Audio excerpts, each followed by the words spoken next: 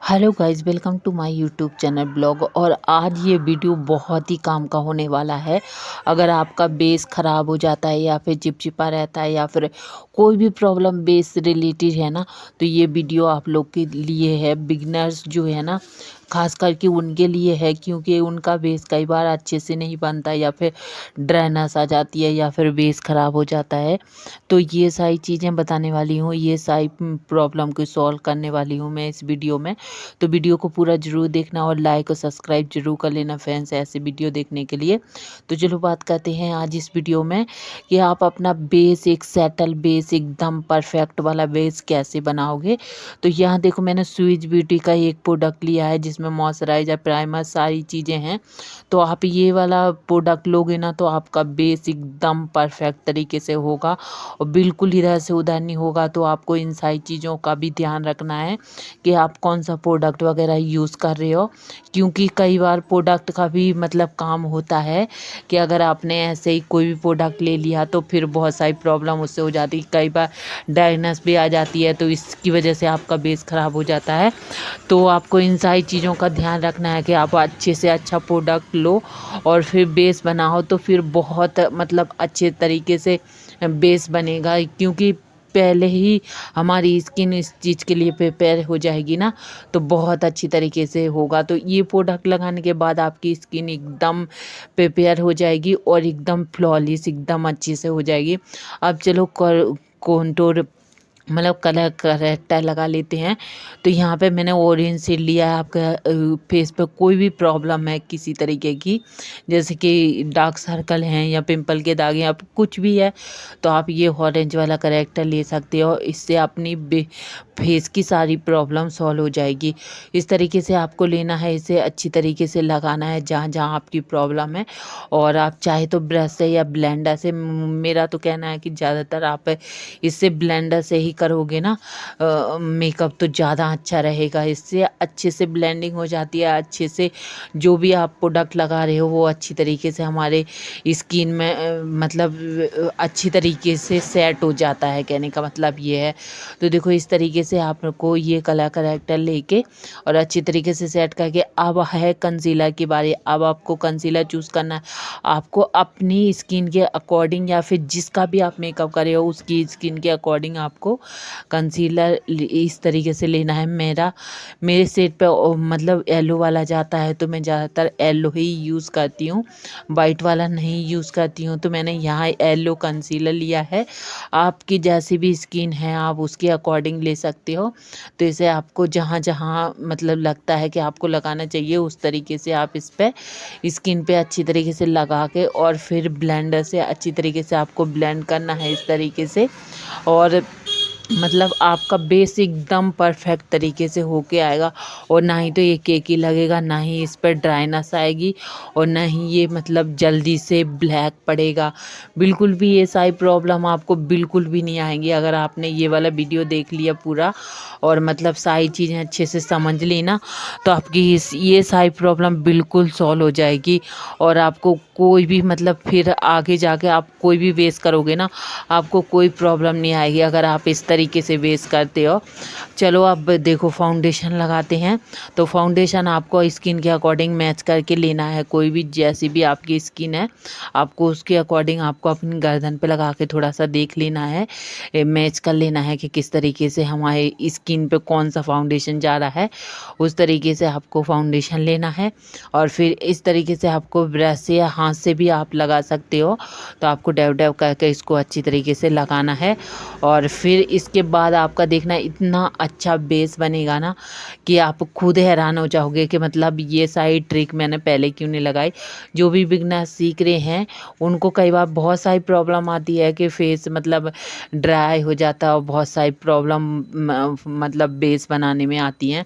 तो आप इस तरीके से करोगे तो बहुत अच्छी तरीके से आपका बेस बन के तैयार होगा।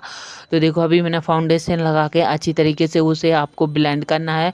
और हमेशा याद रखना है कि ब्लेंडर को आपको सूखा बिल्कुल भी नहीं चलाना है, उसे थोड़ा सा आपको पानी में डिप करके अच्छी तरीके से निचोड़ लेना है। निचोड़ने के बाद में फिर आपको उसको चाहे तो एक टिश्यू में लेके थोड़ा सा और आपको अच्छी तरीके से उसे सुखाना है। फिर ही आपको उसको अपने फेस पे लगाना है। नहीं तो अगर आपके ब्लेंडर में थोड़ा सा पानी हुआ ना तो वो सारा मतलब चिपचिपा सा हो जाएगा। फिर आखिर में आपको पाउडर सेटिंग करनी है। पाउडर सेटिंग आपको अच्छी तरीके से करनी है। मतलब आपको फेस पाउडर वगैरह ये सारी चीज़ें नहीं लेना है। ऐसा पाउडर लेना है जो मतलब बनाना पाउडर हो गया या फिर मतलब फाउंडेशन के जो ऊपर अच्छे तरीके से सेट हो जाए, ऐसा एक अच्छा सा पाउडर आपको लेना है। इसमें बहुत सारे पाउडर के मतलब आजकल तो बहुत सारे हुडा के आ रहे हैं और भी बहुत सारे पाउडर वगैरह आ रहे हैं। तो आप उस तरीके से ये एक ऐसा अच्छा पाउडर लो। आपकी बेस की सेटिंग पाउडर से ही होती है और पाउडर अच्छे से सेटिंग वगैरह आपने कर ली ना, फिर आपका बेस एकदम परफेक्ट तरीके से बनेगा। बिल्कुल भी आपका बेस इधर से उधर नहीं होगा और एज इट इज ऐसा ही रहेगा जैसा आपने बनाया है। जब आप इसे रिमूव करोगे तब जाके रिमूव होगा।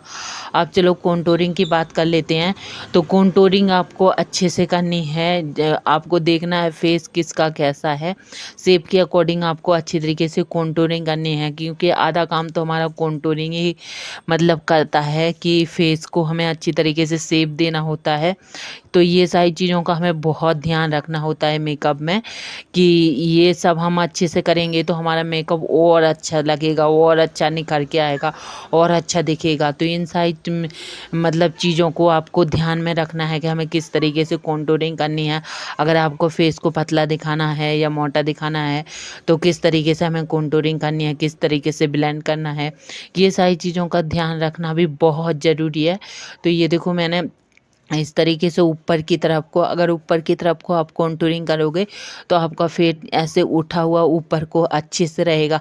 अगर आप वही कॉन्टूरिंग नीचे की तरफ या फिर ऐसे गलत तरीके से आप करोगे तो आपका मतलब बेस ऐसे नीचे को लटका हुआ सा मतलब अच्छा नहीं लगेगा। वो कहने का मतलब है अगर आप ऐसे ऊपर की तरफ उठा के अच्छे से कॉन्टूरिंग वगैरह करते हो ना तो आपका बेस एकदम सेटल और एकदम शेप में होगा ना, तो बहुत अच्छा लगेगा। तो आप इस तरीके से अपना कॉन्टूरिंग का काम कर सकते हो और कॉन्टूर करने के लिए आप अच्छे तरीके से ट्रिक वगैरह लगा के और फिर ही कर सकते हो। तो देखो अभी मैंने कॉन्टूरिंग की है, ये देखो फेस एकदम शेप में आया है, एकदम लेफ्ट मतलब लिफ्टेड है ऊपर की तरफ को। तो इस तरीके से मैंने कॉन्टूरिंग कर ली। अब मैं यहाँ पे ब्लेसर और हाइलाइटर लगाऊंगी। तो सबसे पहले मैं यहाँ पे देख लेती हूँ। तो देखो अभी मैं ब्लेसर लगाऊंगी, ये वाला नहीं लगाऊंगी। बहुत सारे ब्लेसर आते हैं तो आपको ये भी स्किन टोन के अकॉर्डिंग ब्लेसर भी लगाना है कि आपकी स्किन पे कौन सा ब्लेसर जा रहा है। क्योंकि बहुत सारे पहले ऐसे होता था कि पिंक पिंक मतलब हर शेड में पिंक पिंक ही कर देते थे, मगर अब ऐसे हैं नहीं। अब बहुत सारे मतलब ब्लेसर भी आ गए हैं, स्किन स्किन के अकॉर्डिंग हो गए हैं। तो आपको इन सारी चीज़ों का ध्यान रखना है कि स्किन के ऊपर आपकी कौन सा ब्लेसर जा रहा है। अब यहाँ पे मैं थोड़ा सा नोज पे भी आप लगा सकते हो हाईलाइट करने के लिए आप इस तरीके से ब्लेसर। और आपको देखना कि ज़्यादा लाल लाल गाल नहीं करने हैं आपको। अगर जितना आपका मतलब फेस ऐसे लंबा है ना तो आप साइड में लगाओगे तो ज़्यादा अच्छा रहेगा और ज़्यादा इफेक्ट आएगा। जिनके गोल गोल गाल चिक्स वगैरह ऐसे होते हैं वो लोग थोड़ा चिक्स वगैरह पे लगाते हैं तो ठीक भी लगता है, मगर जिनका ऐसे लंबा फेस है या फिर ऐसे मतलब मेरी तरह फेस है तो वो लोग साइड में लगाएंगे तो ज़्यादा बेस्ट रहेगा, ज़्यादा अच्छा रहेगा। अभी मैं यहाँ पे हाइलाइटर का लगा रही हूँ। लास्ट में आप हाइलाइटर ज़रूर लगाएं क्योंकि इससे ही आपकी बेस की एकदम फिनिशिंग होगी और ग्लो वगैरह है जो वो सारा कुछ इससे ही आने वाला है। अब जितना अच्छे से हाइलाइटर वगैरह लगाओगे इसमें उतना आपका बेस एकदम चमकेगा और लाइट में एकदम अलग से दिखेगा। और आपके आप जैसे थोड़ा सा गालों पे, नोज़ पे और चिक्स पे, फोरहेड पे, इन सब चीज़ों पे आप हाईलाइट कर सकते हो अच्छे तरीके से, ताकि आपका बेस एकदम अच्छे से रहे और मेकअप एकदम ग्लो करे, ग्लॉसी मतलब एकदम ग्लो ग्लो आए आपके फेस पे। तो देखो इस तरीके से आप चिक्स पे, नोज पे, चिन एरिया पे, ऐसे ऐसी जगहों पे आप हाइलाइटर थोड़ा सा ज़्यादा लगाओगे तो बहुत अच्छा लुक आएगा, बहुत अच्छा बेस लगेगा आपका। तो इस तरीके से आप लगा सकते हो और बहुत अच्छा एक बेस क्रिएट कर सकते हो। आपको इन सारी चीज़ों का ध्यान रखना है कि किस तरीके से मुझे क्या चीज़ अच्छे तरीके से लगानी है। बाकी आपका बेस अगर आप मैंने जिस तरीके से आपको बताया ना आप इस तरीके से करोगे आपका बेस कहीं नहीं जाएगा। जैसे आपने किया है ना बिल्कुल वैसे ही क्या वैसे रहेगा। आप जब तक इसे वॉश नहीं कर लेते या फिर जब तक इसे आप अपने हाथ से रिमूव नहीं करोगे, चाहे इसे आप 24 घंटे रख लो और इससे भी ज़्यादा रख लो, जितना चाहे मर्जी देर तक आप रख लो। तो देखो बिल्कुल परफेक्ट तरीके से बन के हुआ है और बिल्कुल भी इसमें कुछ नहीं है। आई मेकअप मैंने पहले ही कर लिया था, सिर्फ मैंने आपको बेस करके दिखाया है। अब फाइनली जो है वो है स्प्रे, मतलब सेटिंग स्प्रे, जो आपके मेकअप स्प्रे होता है लास्ट में, वो आपको अच्छी क्वालिटी का लेना है और अच्छी तरीके से आपको बेस पे इसे लगाना है। और थोड़ा सा दूर से ही आप इसे स्प्रे करोगे तो ज़्यादा अच्छा रहेगा। तो देखो आप देख सकते हो बिल्कुल परफेक्ट तरीके से बेस बन गया है।